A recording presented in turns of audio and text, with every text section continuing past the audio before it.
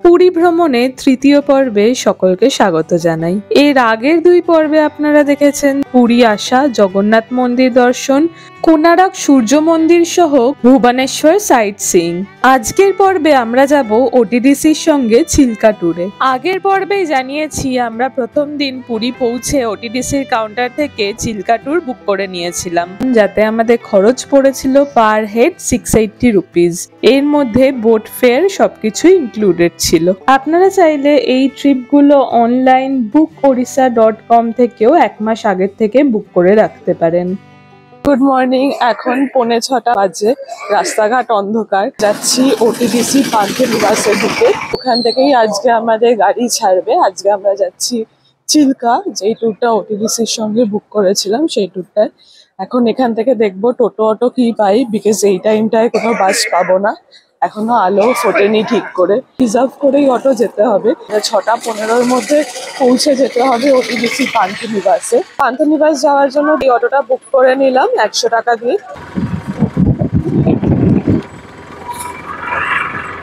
এখনো 6টা বাজেনি, আমরা পৌঁছে গেছি পান্থনিবাস। স্বর্গদ্বার থেকে পান্থনিবাস ওই 2.5-3 কিলোমিটার মতো অ্যাপ্রক্সিমেটলি রাস্তা হবে, খুব বেশি দূরে নয়। তো এখনো আস্তে আস্তে লোক আসছে। তো 6:15 আমাদের রিপোর্টিং টাইম ছিল। ওই টাইমে ট্রাভেলারে বোর্ডিং এন্ড অল হবে। এই যে আমার সামনে দেখতে পাচ্ছেন পান্থনিবাস। কিছুক্ষণ ওয়েট করার পর এসে গেল ওড়িশা ট্যুরিজমের বাস। 30 আপ। ওকে। ওটিডিসি সব ট্যুর কিন্তু ট্যুরিস্টের সংখ্যার উপর ডিপেন্ড করে এসি বাস বা এসি ট্রাভেলারে করানো হয়। ঘড়িতে এখন 6:37, আমাদের বাস ছেড়ে দিয়েছে।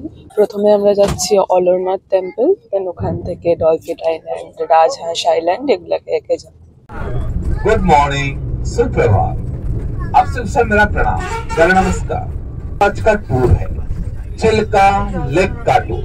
ये उड़ीसा टूरिज्म का एक बहुत खूबसूरत टूर है। सही चिल्का लेक का टूर, ये सब डॉल्फिन स्पेशल टूर है। और इस चिल्का लेक के टूर में मैं जगन्नाथ आप सभी को उड़ीसा टूरिज्म के तरफ से हार्दिक स्वागत करता हूँ। और ये आपका आज का चिल्का का टूर है। इस टूर के दौरान आपका आज का जो पहला दर्शनीय स्थान रहेगा वो रहेगा अलारनाथ टेम्पल।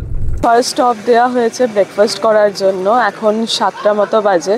তো আমরা চলে এসেছি একটা লোকাল রেস্টুরেন্টে, আমার ঠিক পেছনেই দেখতে পাচ্ছেন। তো এখানটা আমরা ব্রেকফাস্ট করে নেব। আশেপাশটা আমি জাস্ট ঘুরে দেখাচ্ছি, পুরো কুয়াশায় ভরা রাস্তা।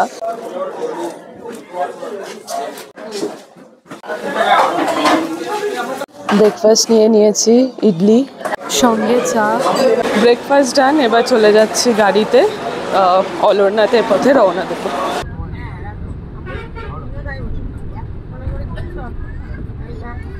বাস থেকে নেমে পড়েছি আমাদের পরের স্টপেজে।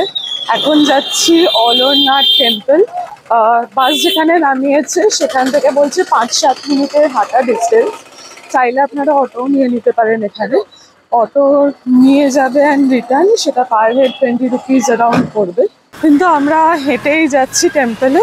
টেম্পলের অ্যারো রয়েছে, এই যে এখানে দেখা যাচ্ছে অলরনাথ টেম্পল এই সাইডে। তো আমরা টার্ন নিলাম। এখানে যেটা বলা হয় যে স্নান যাত্রার পর 15 দিন জগন্নাথ, বলরাম, সুভদ্রা দর্শন পাওয়া যায় না, কারণ ওই টাইমে ওনাদের জ্বর হয় বলে মানা হয়। তাই জন্য ওই টাইমে ওনারা দর্শন দেন না। এইরকমই এক স্নান যাত্রার পর চৈতন্যদেব সুদূর নদিয়া থেকে এসেছিলেন জগন্নাথ দেবের দর্শন করতে। কিন্তু এই 15 দিন যেহেতু জগন্নাথ দেবের দর্শন পাওয়া যায় না, উনিও জগন্নাথ দেবের দর্শন পাননি। সেই টাইমে জগন্নাথ দেবের দর্শন না পাওয়ার জন্য চৈতন্য মহাপ্রভু আত্মহত্যা করার চেষ্টা করেন। আর তখনই জগন্নাথ দেব তাকে এই ব্রহ্মগিরি গ্রামে অলরনাথ মন্দিরে দর্শন দেন। এখনো পর্যন্ত স্নান যাত্রার পর 15 দিন জগন্নাথ দেবের মন্দিরে দর্শন পাওয়া যায় না। সেই টাইমে আপনারা এই অলরনাথ মন্দিরে এসে জগন্নাথ দেবের দর্শন করতে পারেন। পৌঁছে গেছি অলরনাথ মন্দিরে। এখানে আমাদের টাইম বেঁধে দেওয়া হয়েছে 30 মিনিটস দর্শন করে ফিরে যাওয়ার জন্য। মন্দিরের ভেতরে জুতো, মোবাইল ফোন, ক্যামেরা এসব কিছু অ্যালাউড না।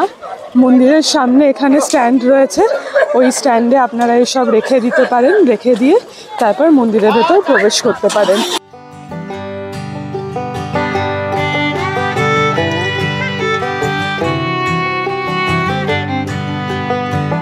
অলরনাথ মন্দির দর্শন হয়ে গেছে, এবারে আমরা এগিয়ে যাচ্ছি বাসের দিকে। বাসে করে যাব আমাদের নেক্সট স্পট। আমাদের গাইড বলেছিলেন মাঝখানে আরেকটা মন্দির দেখানো হবে, আমার নামটা মনে পড়ছে না এই মুহূর্তে। ওই মন্দিরটা দেখানো হতেও পারে, নাও হতে পারে। যদি সবাই চান তাহলে দেখাবেন, যদি সবাই না চান তাহলে রাস্তা থেকে ওই আরেকটা মন্দির দর্শন করে আমরা ডিরেক্ট চলে যাব চিল্কাতে। তো চলুন এখন তাহলে বাসের দিকে যাই, এবার বাস আর কিছুক্ষণের মধ্যে ছাড়বে। আমাদের এখন নিয়ে আসা হয়েছে এই রেস্টুরেন্টে দুপুরে খাবারের অর্ডার দেওয়ার জন্য। তো এখানে খাবার অর্ডার দিয়ে আমরা চলে যাব চিল্কা, দেন চিল্কা থেকে ফিরে এসে এখানে লাঞ্চ করে ব্যাক টু পুরী। এই রেস্টুরেন্টটা অফবিট জায়গায় থাকার জন্য প্রাইস কিন্তু কম্প্যারেটিভলি অনেকটা হাই ছিল, সেই তুলনায় এখানকার খাবারের টেস্ট খুব ভালো বলবো না, বাট ঠিক আছে, যেই গ্রুপের সঙ্গে আপনি আসবেন সেই গ্রুপ যেখানে নিয়ে যাবে সেখানেই লাঞ্চ করতে হবে, আদার কোনো অপশন থাকে না গ্রুপ ট্যুরে। লাঞ্চ অর্ডার দেওয়া হয়ে গেছে, এবার উঠে যাচ্ছি গাড়িতে। কেউ নামতে রাজি না হওয়ায় আমাদের বাস থেকেই দেখিয়ে দেওয়া হলো ক্ষীরখাতি টেম্পল। ক্ষীরখাতি টেম্পল দেখে আমরা এখন চিল্কার দিকে এগোচ্ছি। চলে এসেছি আমাদের পরবর্তী স্পট, ডিরেক্ট চিল্কা। মাঝখানে ক্ষীরখাতি টেম্পলটা আমরা বাস থেকেই দেখে নিলাম। ওখানে বলা হয় জগন্নাথ দেব এক যুদ্ধে যাওয়ার পথে ওখানে দাঁড়িয়ে ক্ষীর খেয়েছিলেন, তো সেখানে এখন ভগবান বিষ্ণুর টেম্পল করা হয়েছে, তো ওটাই ক্ষীরখাতি টেম্পল। তো আমরা ওটা বাসেই দেখলাম। আমাদের অ্যাকচুয়ালি বাসে অলরেডি লেট হয়ে গেছিলো একটা দুর্ঘটনাবশত, একজনের পার্স চুরি হয়ে গেছিলো, 30,000 রুপিস ছিল পার্সে। তো তাই জন্য ওখানে আমাদের অলরনাথ টেম্পলের কাছে অনেকটা টাইম ওয়েস্ট হয়েছে, অ্যারাউন্ড 40 মিনিটস মতো। তাই আমরা কেউ আর ক্ষীরখাতি টেম্পলে দাঁড়াইনি, ডিরেক্টলি চলে এসেছি চিল্কা। আর একটা কথা বলে নিই, চিল্কার এন্ট্রি ফির জন্য পার হেড আমাদের থেকে 5 টাকা করে নেওয়া হয়েছে। তো তাছাড়া আর কোনো কিছু চার্জ এখানে এক্সট্রা পে করতে হয়নি, বাকি সবই ওই আমাদের প্যাকেজের মধ্যে, যেটা 680 রুপিস পার হেড ছিল তার মধ্যে ইনক্লুডেড, ইভেন বোট ফেয়ারও ইনক্লুডেড। তো আমরা চিল্কা এসে গেছি, এবার চিল্কার বোটের দিকে এগোচ্ছি। এটা টোটাল একটা 3 আওয়ার্সের ট্যুর হচ্ছে। এই ট্যুরের মধ্যে আমাদের দেখানো হবে ডলফিনস, দেন একটা রাজহাঁস আইল্যান্ড আছে। চিল্কার আশেপাশে এদিক ওদিক অনেক রেস্টুরেন্টও আছে খাবার। তো আমাদের যেহেতু এটা গ্রুপ ট্যুর, তো আমাদের যেখানে বলছে সেখান থেকে আমাদের খাওয়া দাওয়া করতে হচ্ছে। তো আপনারা চাইলে এখানে আশেপাশে যে কোনো রেস্টুরেন্ট থেকে খাওয়া দাওয়া করতে পারেন, যদি আপনারা নিজেদের কার রিজার্ভ করে আসেন বা প্রাইভেট কারে আসেন। আমি জানি না এগুলোর টেস্ট কেমন হবে।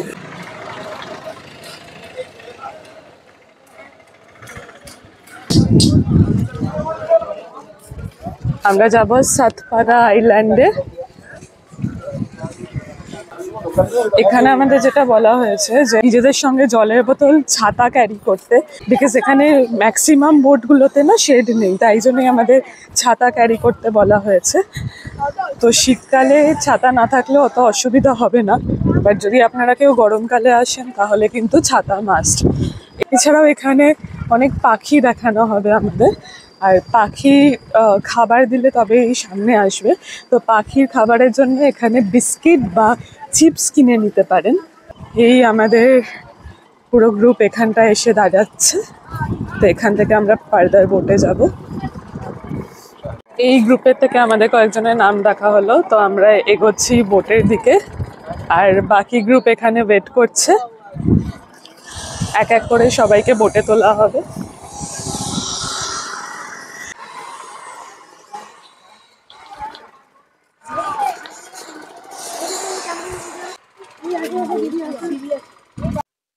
গেছি বোটে।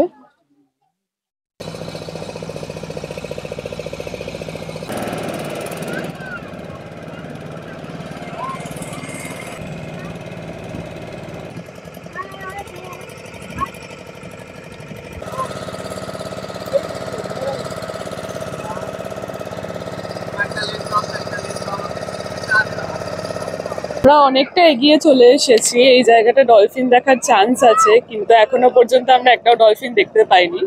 দেখতে পেলে দেখাচ্ছি। ওই যে হ্যাঁ ওটা দেখেছি, ওইটা ডলফিন ছিল। হ্যাঁ ডলফিন ছিল, ও পাশটা একটা ডলফিন ছিল।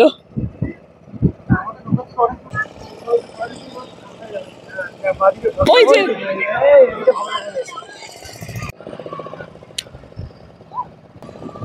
ওই যে দুখানা ডলফিন।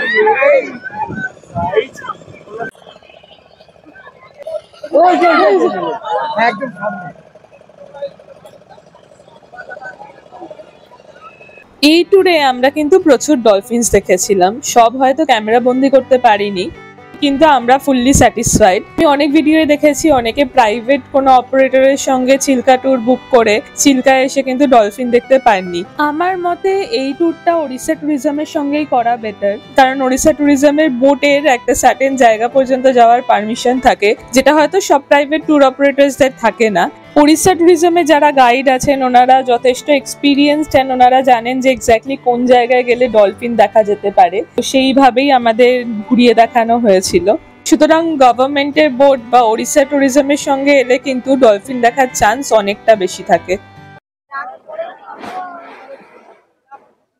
অলমোস্ট 2 ঘন্টা চিল্কা লেকে ঘোরার পর আমরা পৌঁছে গেছি রাজহংস আইল্যান্ড।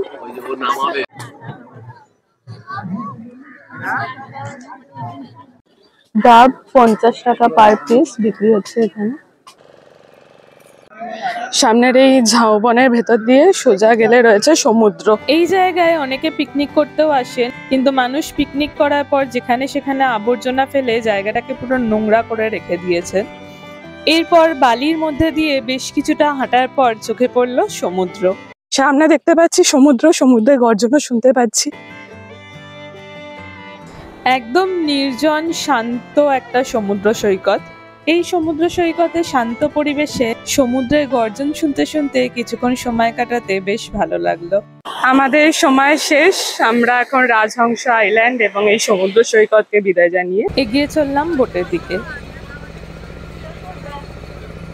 এই যে দেখতে পাচ্ছেন পরিযায়ী পাখি, এরা কিন্তু যেই বোট থেকে খাবার পাবে সেই বোটের চারপাশে উড়ে বেড়াবে পাখির দল। যদি ভালোভাবে পাখি দেখতে চান তাহলে পাখির খাবার হিসেবে চিপস বিস্কিট নিয়ে যেতে কিন্তু একদমই ভুলবেন না।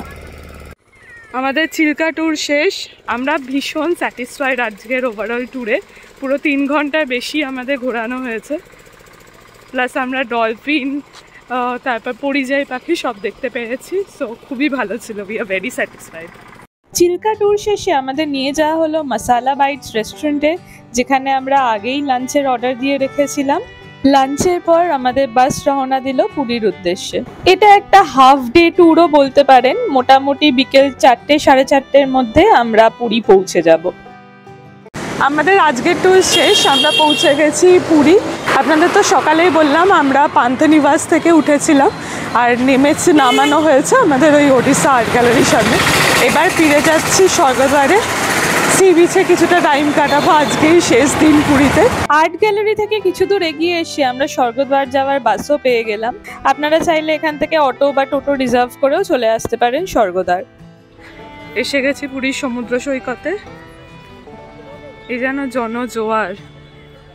প্রসঙ্গত বলে রাখি, আমরা এর আগের দিন কোনারক সূর্য মন্দির এবং ভুবনেশ্বর সাইট সিইং এ ওটিডিসির বুকিং ফুল হয়ে যাওয়ায় আমরা এই সাইট সিইংটা করেছিলাম প্রাইভেট ট্যুর অপারেটরের সঙ্গে। প্রাইভেট ট্যুরে মাথাপিছু খরচ ওটিডিসির তুলনায় অনেকটাই কম ছিল। প্রাইভেটে আমাদের সব জায়গা ঘোরানোও হয়েছিল, কিন্তু প্রবলেম হলো ওটিডিসির মতো এতটা অর্গানাইজড ভাবে ট্যুরগুলো কন্ডাক্ট করা হয় না। ওটিডিসি টাইমের ব্যাপারে যথেষ্ট পাংচুয়াল, কিন্তু এই প্রাইভেট ট্যুরে পাংচুয়ালিটি কিন্তু অতটা দেখা যায় না। কোনারক এবং ভুবনেশ্বর সাইট সিইং এর বাস ছাড়তে লেট হয়েছিল, তার জন্য বিভিন্ন সাইট সিইং স্পটে ঘোরার টাইমও অনেকটা কমে গেছিল। তো রীতিমতো আমরা দৌড়াদৌড়ি করে প্রত্যেকটা স্পট কভার করি, সেই ভিডিও রইল এই ভিডিওর ডেসক্রিপশনে। কিন্তু আজকের ট্যুরে আমরা সব জায়গা ধীরে সুস্থে টাইম মেনটেন করে কভার করেছি। এটা কোনো পেড প্রমোশন না। অনেকেই জানতে চান যে ওটিডিসির সঙ্গে প্রাইভেট ট্যুরগুলোর মাথাপিছু খরচে এতটা কেন বিস্তর ফারাক, তাই জন্য আমি আমার অনেস্ট রিভিউ শেয়ার করে রাখলাম আপনাদের সঙ্গে। সন্ধ্যেটা শেষবারের মতো পুরীর সমুদ্র সৈকতে কাটিয়ে পরের দিন 22896 পুরী হাওড়া বন্দে ভারতে ফিরে চললাম বাড়ির পথে। ভিডিওটা ভালো লাগলে লাইক এবং শেয়ার করতে ভুলবেন না। এই রকম আরও অনেক ইনফরমেটিভ ট্রাভেল ব্লগের জন্য চ্যানেলটি সাবস্ক্রাইব করে সঙ্গে থাকবেন।